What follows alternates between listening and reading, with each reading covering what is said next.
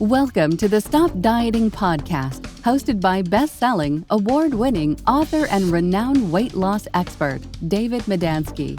If you struggle to lose weight or you've lost weight and gained it back, you'll want to listen each week. Each week, you will learn tips for healthy weight loss without going on a diet, without having to follow an exercise program, without counting calories, or having to purchase special meals or products. The Stop Dieting podcast is more than just about healthy and sustainable weight loss. You will also learn how you can have more energy, feel better, get rid of brain fog, and improve your overall health. Stay tuned for another informative and insightful episode. And if you like what you hear, be sure to subscribe and share this with your friends.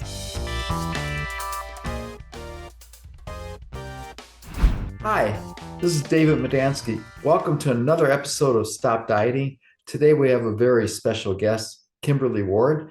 Kimberly, welcome to the show. Well, thank you. It's nice to be here with you, David. Kimberly has been a holistic practitioner for 30 years. She combines her skills as a functional nutritional practitioner and a somatic trauma therapist to help her clients achieve optimal health. In addition, she spent 12 years as the program director for a national chain of nutrition and weight loss centers, where she trained health coaches and helped thousands of people on their health eating journey. Thanks for being here today, Kimberly. Thank you. So how did you get into functional nutritional medicine or practitioner? I was always interested in healthy foods. I grew up with a mother in the 70s and 80s that was very passionate about healthy eating. And we had some just physical ailments that really required us to change our diet to feel better because, nothing else was working from the regular medicinal medicine, prescription medication stuff was not something that we were interested in. So we just started really from a very young age eating really healthy. And then as I became a holistic practitioner, I used herbalism and nutrition as part of the modalities that I used to help myself and my clients. So it's just kind of always been in my realm to think about food as medicine. Okay, that's a good way to look at it because I like Heather Morgan's quote, either every time you eat or drink something, you're either feeding disease or fighting it. Exactly.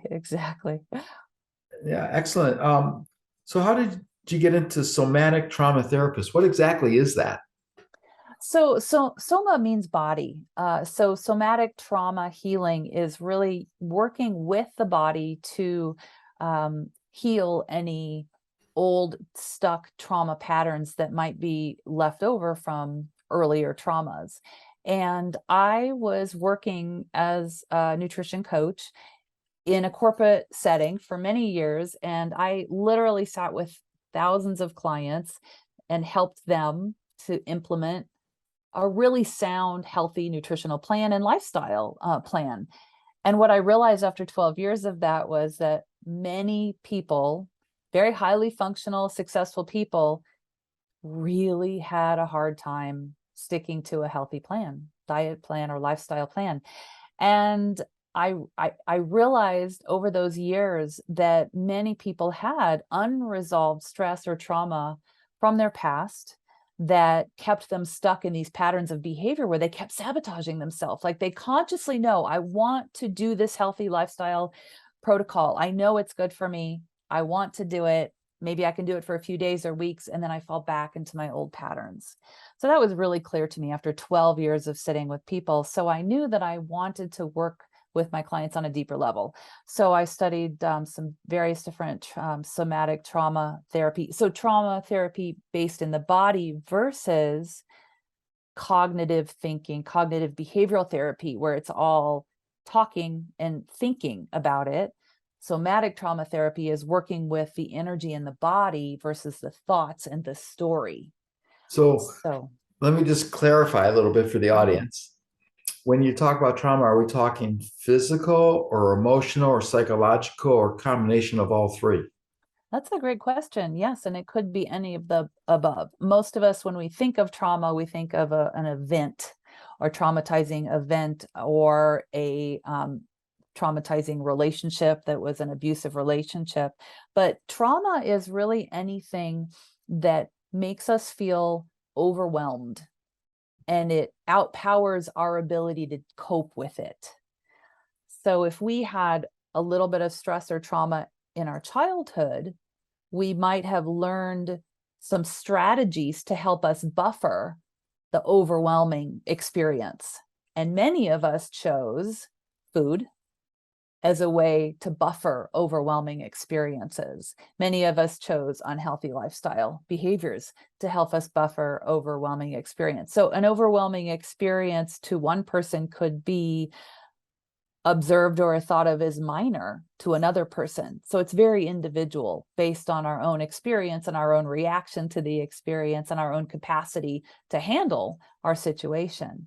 But if we felt overwhelmed early in life, especially in our developmental years, we had to have a way of feeling better or regulating that energy of overwhelm. And many of us chose unhealthy eating, unhealthy behaviors, unhealthy lifestyle habits. So then as adults, we consciously understand that we want to make changes.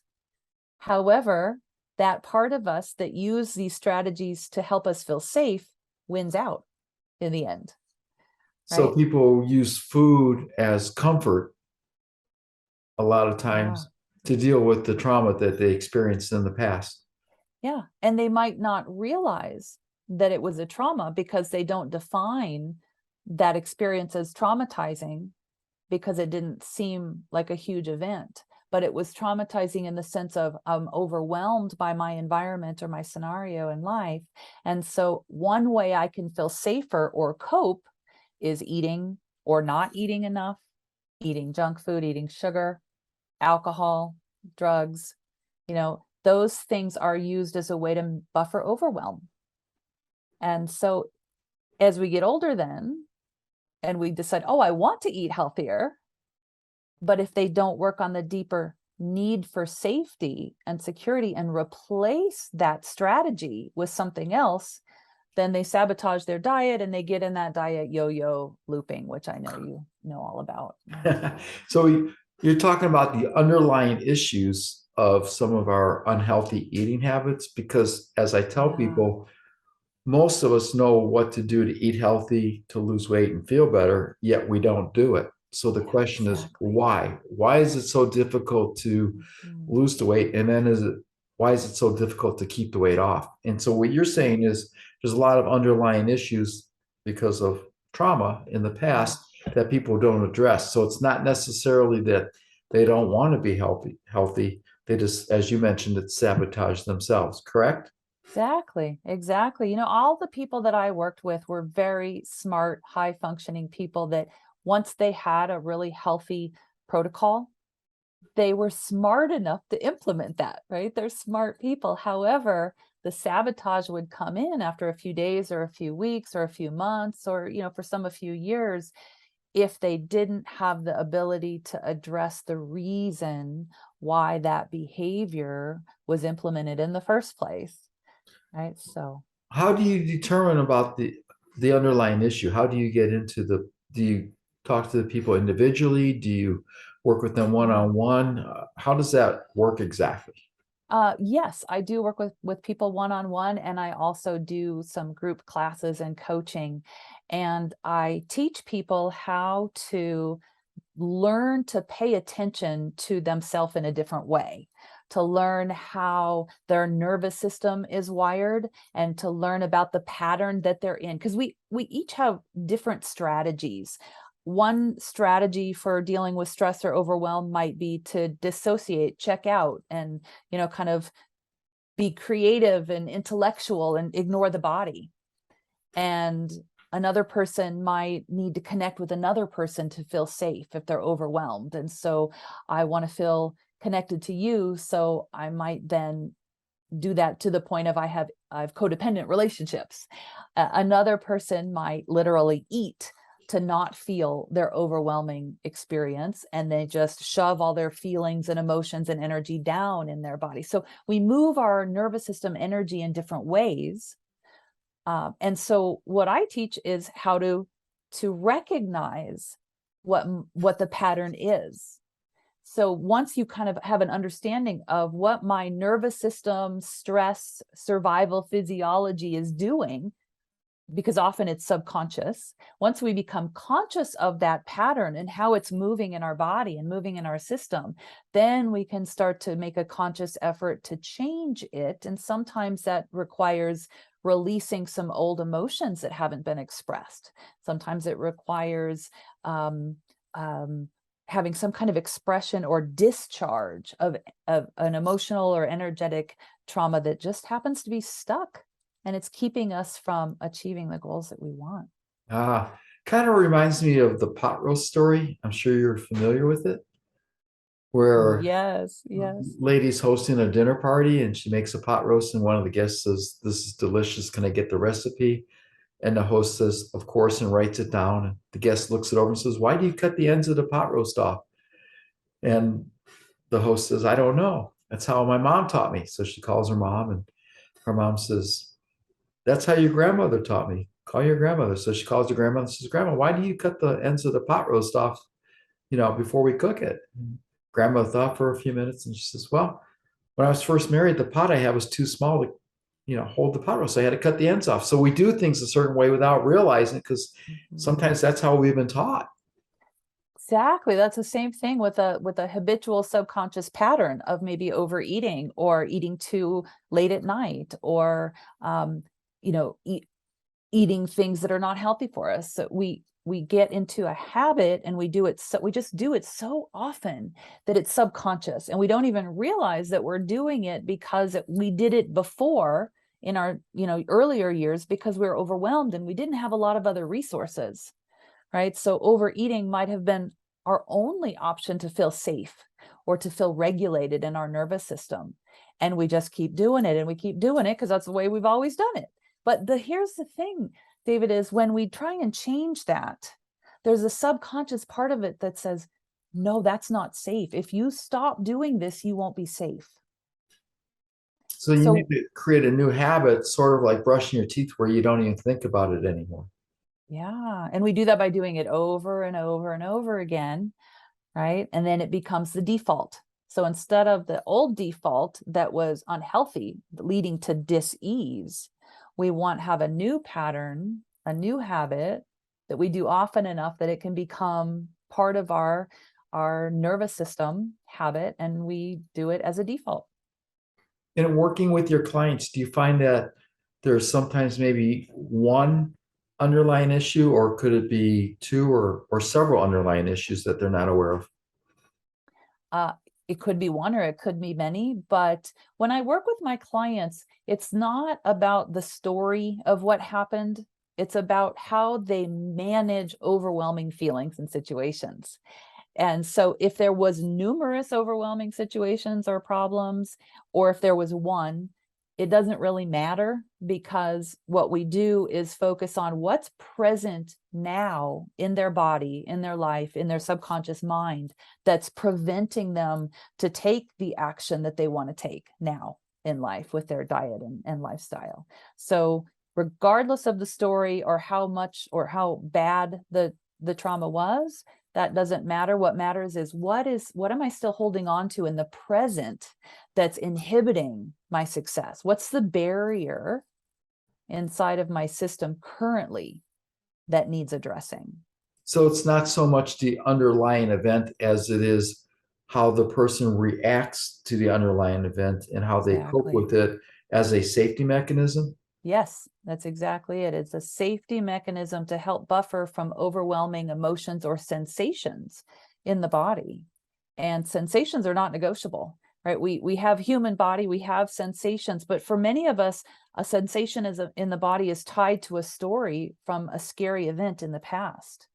And so we can learn how to work with the sensations, and we can learn to work with the emotions so they don't get stuck.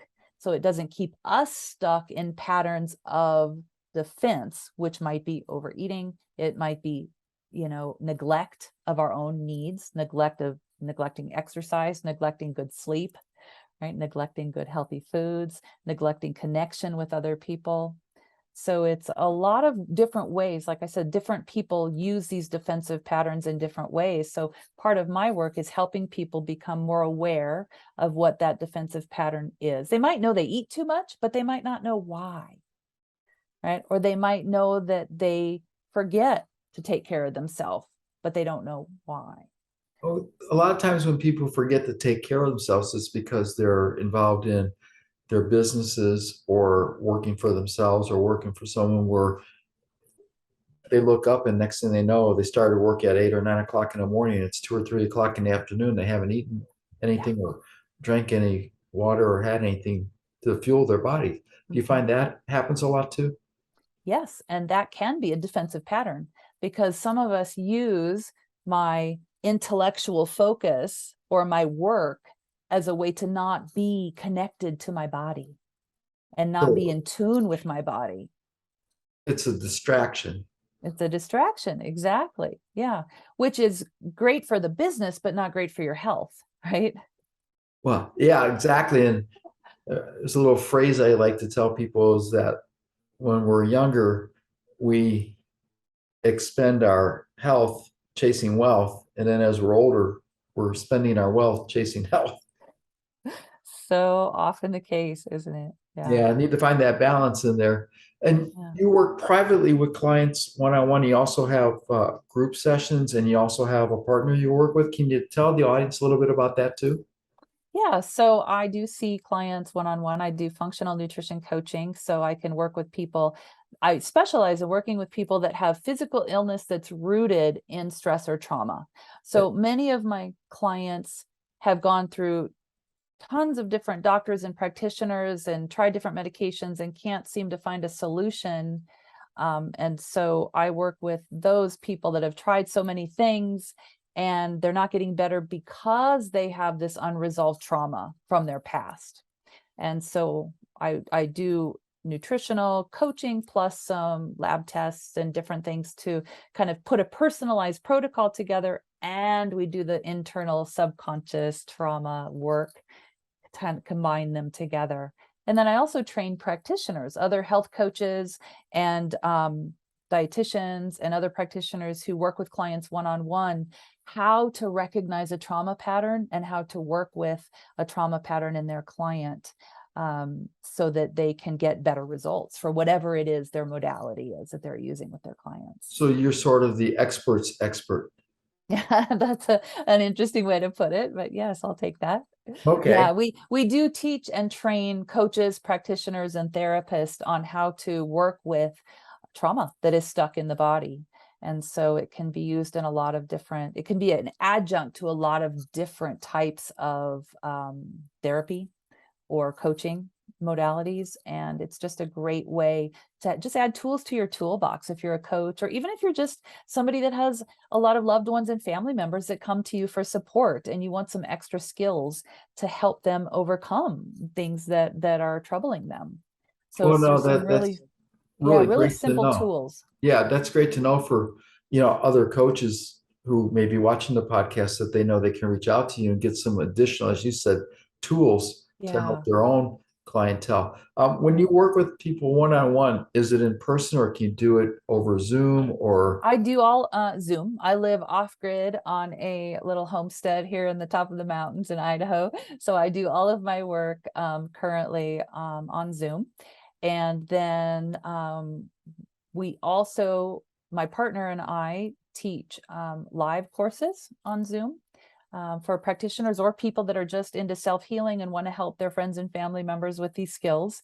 And then at some point we'll have another live event. We have, since COVID hit, we haven't done a live event, but hopefully we'll do that soon again, where we'll do workshops to help people learn how to work with their own nervous system to overcome the old strategies that they used that no longer work well, and rewire their system so that they can function better, so they can change those old habits to get into the routine of the healthy day-to-day habits that they want to get into. Now, when you were talking earlier, you mentioned about looking at blood work and everything. How does that work for a client of yours to get blood work and how do you review it with them? So different ways. There's a lot of great options out there now for different labs that really help us understand what's happening in the body. And regular doctors look at like blood work, and they'll draw blood work from their office and send it to the lab, and they'll say, oh, everything was normal. From a functional medicine perspective, we look at a different range. Instead of normal from here to here, we want to see optimal, that's here to here. So many of my clients have blood work from their doctors, and doctors said everything's normal, so it's fine, but yet they still have all these symptoms. So I can review the labs that they got from their doctor from a different perspective to look and see if they're in the optimal range. And I can also steer them on how to purchase other labs that they might not have gotten from their regular doctor, that might be beneficial or useful for us to see what's happening in their gut, for instance, what's happening in their microbiome, what's happening in their hormones as well. We can look at urine tests, we can look at saliva tests, as well as all different kinds of stool tests. And there's a lot of ways that we can just get a sense of what's happening in the body to target individually what they might need to target to help. So I work at the physical stuff, and then I also want to work with the trauma pattern that might be stuck in their system, inhibiting their healthy behaviors. So we try to marry both. I like that you distinguish between normal and optimal. And the reason I say that is, I look around today and 72% of the US adult population is overweight, of which 42% are clinically obese. And in the 1960s, the average male weighed about 162 pounds. Today, it's 192 pounds. And for women, it was about, they were 146 pounds on average. Now they're 164 pounds. So people are looking around and they're seeing other people are getting bigger and bigger. So they think that they're okay, even though they're overweight too. Yes. And so when you say normal, I look at some people and they say, my doctor says my, blood work is normal. Everything looks good. And I'm thinking, how can that be when they don't look healthy to me? And I understand an overweight person may be healthy and a thin person may not be healthy. Mm-hmm. I understand that's possible. But for the most part, when you're overweight, there's some issues going on. So I appreciate that you make that distinguish between optimal and normal. Exactly. Yeah. The normal range can be way out here, but really optimal is often a much narrower bandwidth, right? So what I like to do is have a better sense of how far out of normal are you, and in what areas, and then we might see a trend, a nutritional trend, or a metabolic trend happening, or a gut issue trend from those labs. And then we have a great starting place to individualize the plan. And what I hope for all of my clients is that we can make it as simple as possible. Some people that have been very ill and overwhelmed can't tolerate a lot of change at once. And so I work with them. It's like, what can we do today? What's a realistic step that we can do today? What would be the most important step based on your symptoms and the labs and all the information that we have? And then working with their style and their pattern and how they learn, and add to and change as we go. It's not an overnight change typically when we're talking about health, and especially with behavior change. It's not typically something that happens very quickly. Yeah, and unfortunately, the national brands advertise lose 15, 20, 30 pounds in a month, guaranteed. And number one, I don't believe it's healthy. And number two, it's not sustainable. And usually what I tell people is, hey, you didn't gain the 20, 30, or 40 pounds in a month or two. Why would you think you're going to lose 20 or 30 or more pounds in that short a period of time? And as you said, it takes time to make the changes and then have the body react to it. I know with the holidays coming up, there's a lot of people making yet another resolution to lose weight and get fit. And I know what happens a lot of times is they will start going to the gym for 2 or 3 weeks and they're eating healthy, or however, they're not seeing the scale move. And I had that happen with a client where after 3 weeks of working with me, he was frustrated. And I said, what's the matter? And he goes, the scale hasn't moved. And I said, are you exercising more? And he says, yeah, I'm walking more. I'm walking 5 miles and riding my bike. And I said, how do your clothes feel? And he goes, they're actually loose. And I said, well, how do you feel? He goes, well, I have more energy. He says, people are actually asking me if I'm losing weight. However, the scale says no. And so I tell them, don't go by the scale. Go by how your clothes feel and how you're feeling, because what's happening is a lot of people are replacing the fat with muscle. And as you and I both know, muscle and fat weigh the same amount. 5 pounds is 5 pounds. The difference being the muscle takes up less room because it's denser. So that's why your clothes are looser, even though the scale's not moving. So people get frustrated and then they stop and they give up, not noticing that there are results happening. Yeah, one of the principles that I talk about with my clients is we want to have different ways of measuring success. And it shouldn't just be the scale, right? What are some of the other tools that we can use to measure, are we moving towards our goals, right? And so often, we can use how are our clothes fitting? How do we feel? How are we sleeping? What's our mood? How's our digestion? How's our pain? There's so many ways, but when people get so fixated on the scale, it really, they are blinded to all the positive changes they're making. Exactly. And then they stop, they give up because they think they're not Yes, making progress. exactly.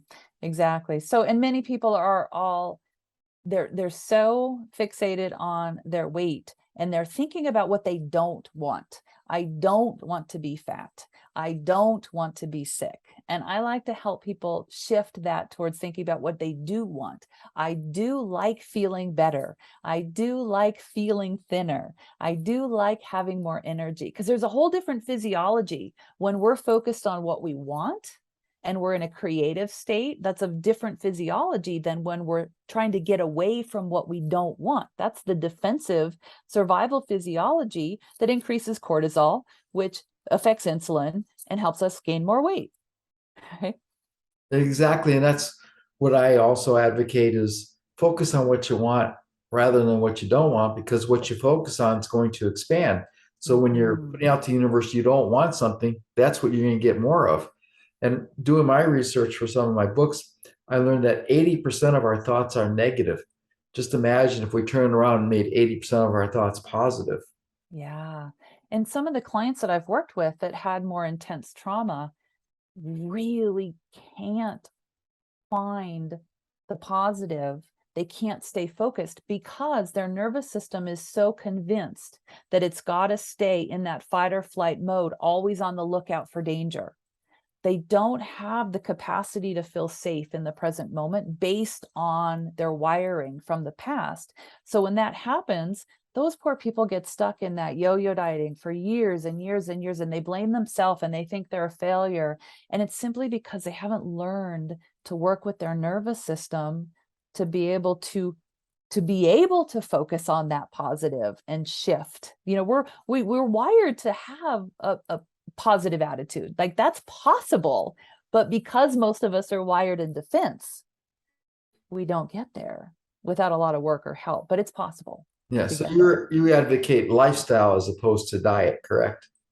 Yes. Now, sometimes I use the word diet with people, and some people don't have a charge around that word, because to me, diet is just what you eat. But for some people, diet means restriction, or that they're deprived. So for me, it's find the right food plan that works for your body at the time.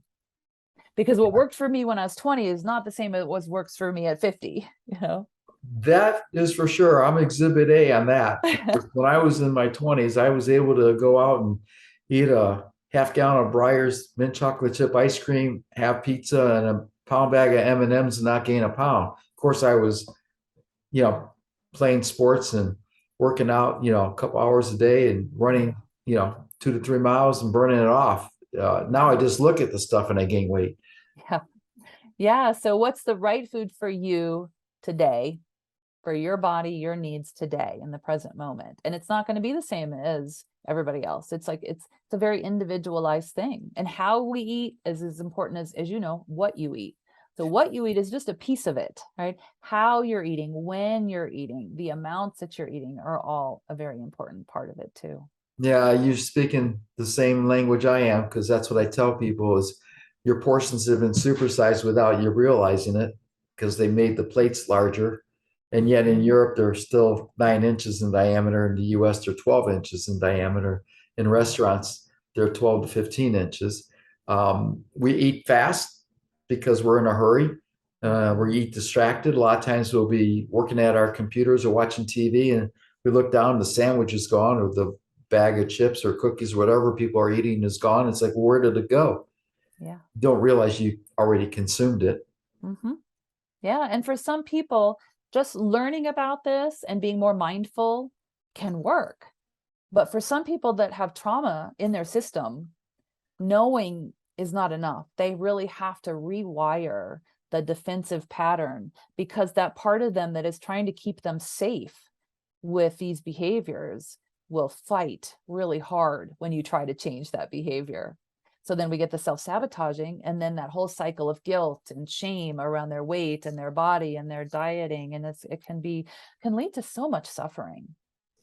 Yeah, and we're all different and unique. So what may work for me won't work for somebody else as far as food intake. Some people, like to eat beef, some don't. Some like fish, some don't. Some like chicken, some don't. Some want dairy, some don't. So you have to figure out what, number one, you like, and number two, what's good for your body. Yep. And what's good for you is different than what's good for other people based on your genetics and your personal circumstances. So I think it's the number one thing that I think that I help people with is awareness, like self-awareness. I'm going to learn about myself. What are my stress patterns that are maybe subconscious?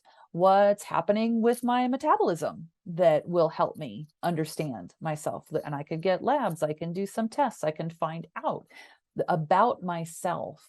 I can be more aware of what I'm doing, because when I'm more consciously aware of it, then I have more choice and more power to make a change. Do you find that people who will journal what they eat discover more about themselves that they may not be aware of? Absolutely. And some people just simply don't do it. And that's okay. Like, we can work around that. I highly recommend journaling, but different personalities do well with it. Some personalities just can't quite do it, and that's okay. I recommend it, but if they can't get it done, we'll work around that. But it is very useful because it brings more awareness to our patterns. And sometimes people just journaling can start see the pattern themselves. Sometimes they can't see it, but when I look at a food journal for the past week or two, I see patterns and I can see something they can't see. So when I do work with clients, I do appreciate it if they're willing to take the time to journal and track things. And I especially like it when they track what they're eating, when they eat, how they eat, their mood, their energy level, all that. But sometimes that's like, whoa, too much. I can't do that. And that's okay. Yeah, a lot of times when I work with clients too, I like them to write down not only what they're eating, when they're eating, but why. Why are you eating? Is it for comfort? Are you stressed? Because you're hungry? So there's a lot of different reasons. And then, like you said, once you get to the underlying issues, then you can create new habits and new patterns. And I think a lot of people want to jump to, I want to stop doing this. And that's kind of like going from A to Z. So I like to say, well, let's move through this slowly. What am I doing? Oh, look what I'm doing this. And as I do this, eat this chocolate, how do I feel? What are my thoughts? What are the sensations? Be with it. Notice it. What are the judgments that you have around yourself? Is there pleasure? Is there not? Really be with it and name it all. Name it. So in trauma healing, we talk about noticing what's happening and name it. So I like for people to do that also before we stop or change the behavior. If you're feeling like you have an addictive component to the food, you're really struggling with changing, don't change yet. Just eat it with awareness and name it. What's happening to you? Talk about that. Then slow down so I can see, why am I doing this? Is there an emotional component? But if we don't slow down, we don't have enough time to observe and really find out what's happening on the deeper level below the surface. So people need to realize that it's a process and that it's not what the national brands promote, a quick fix or something that you can take the magic pill or the magic supplement or lose weight while you sleep, lose 20 pounds at night. all that. Yeah, those things don't work. No, and it's to transfer. I always like to say that the changes in the body are the side effect, right? The weight loss is a side effect of you getting healthier, right? And if we're losing weight at the expense of our health, that's not going to last. No, and I usually advocate when you eat for your health, your weight loss journey will take care of itself, basically. Exactly. It just happens. Yeah. And it happens in a healthy, sustainable way. Which is what everybody strives for. Mm-hmm. Exactly. So much information, so great. How can the audience reach out to you, Kimberly? I have an easy website to go to. It's called TEH Therapy. That stands for Transpersonal Energy Healing Therapy. So there you can see the group work that I do and the courses that I teach. And you can also click on the About Me button to learn more about my private practice. And I do have a free 5-day challenge coming up called Break Your Food Barriers. And so this is a 5-day process, not about what to eat or what to change. It's about how to prepare yourself mentally and emotionally to start a change. So it's a 5-step process on things to do to get ready for a lifetime. Now, whether that's a huge lifestyle change you're going to endeavor, or you just want to drink more water, it's just a nice way to help you get organized and get ready to make a change. So that is on my website, tehtherapy.com. If you want to sign up for free, you can be a part of that journey that we're starting in a few weeks. Awesome. I appreciate your being here as a guest so much today, Kimberly. Thank you. And again, one more time, we'll give the website out, and also it'll be in the notes for the show. Where can the audience reach you? tehtherapy.com. Awesome. Thank you so much. Thank you, David. It was a pleasure. Thanks for listening to the Stop Dieting podcast. Remember to like and subscribe so you won't miss a single episode to get more healthy eating and lifestyle tips. Motivate and inspire others to be healthy by sharing with your friends.